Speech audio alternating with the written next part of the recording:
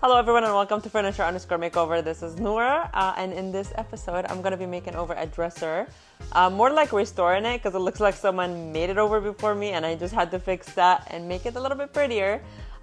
So that's what I'm going to be doing. But I was requested to show step by step and all the tools that I've used before, and I have done that before way back, and I'm more than happy to do it again.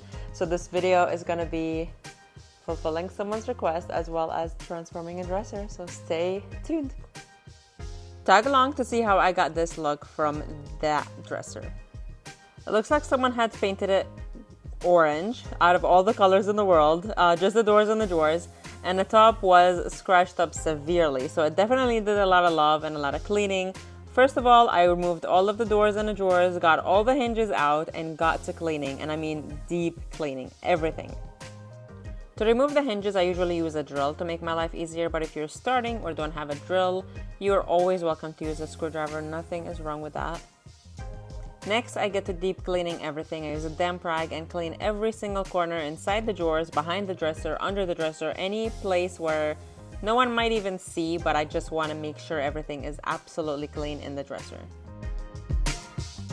That helps me prepare the dresser for all the next steps in the project.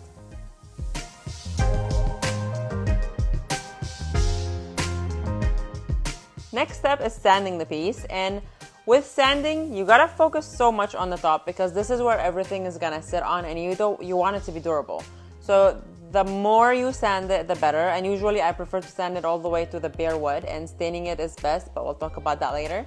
After you sand it, you gotta sand the rest of the dresser, but for the rest all you need to do is remove the top layer, which is usually the shiny surface, and the rest, as long as you remove that, you're fine, because now the surface is rough enough to hold the paint.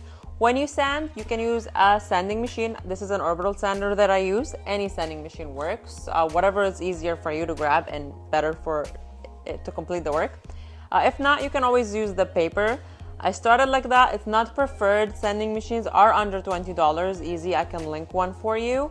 But if you have the paper, make sure you use between 80 to 120 grit, just so you don't make the surface too rough. I then get to cleaning everything again and make sure that it's ready for paint. So not one piece of dirt can be on the surface before I start painting.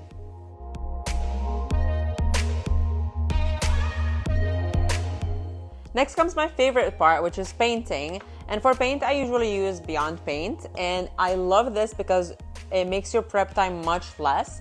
You can actually just clean up the piece, use Beyond, and you're good to go. You don't really need to sand it.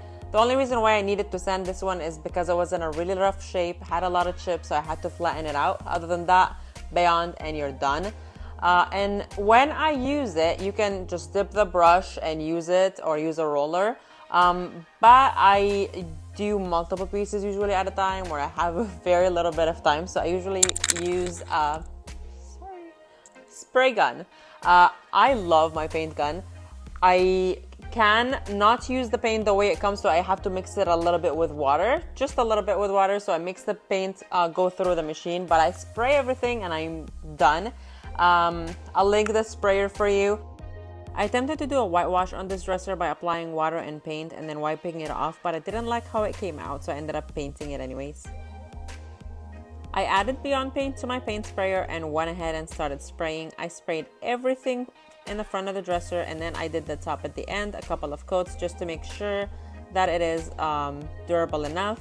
I then added the drawers first and then started spraying them front and around, and finally the doors. I sprayed the front on the floor and then added them to the piece and then sprayed the inside while it's hanging. That makes my life easier. Again, you don't have to do that. This is how it works best for me. And while it was drying, I grabbed all of the hinges that I had and spray painted them gold.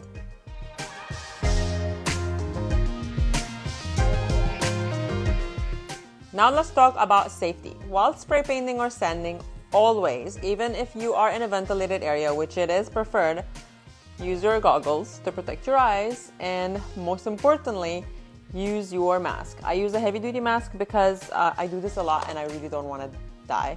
I also use gloves. You don't have to. I use that to protect my hands, and I also use it because I don't like the feeling of dust when I handle it for a really long period of time.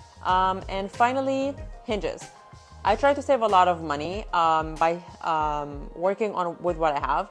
So hinges, I clean them as best as I can, sand them sometimes, and spray paint them. That makes them look brand new, great, and you don't have to buy more because it adds up. With spray painting hinges, there's a trick because they can get sticky so quickly, literally. Clean them up, put a really thin coat of paint, let it dry fully, add again. Here's an actual footage of me being very impatient. I just came back from work, still in my working clothes, and adding the hinges because I really wanted to see what it looks like once it's done.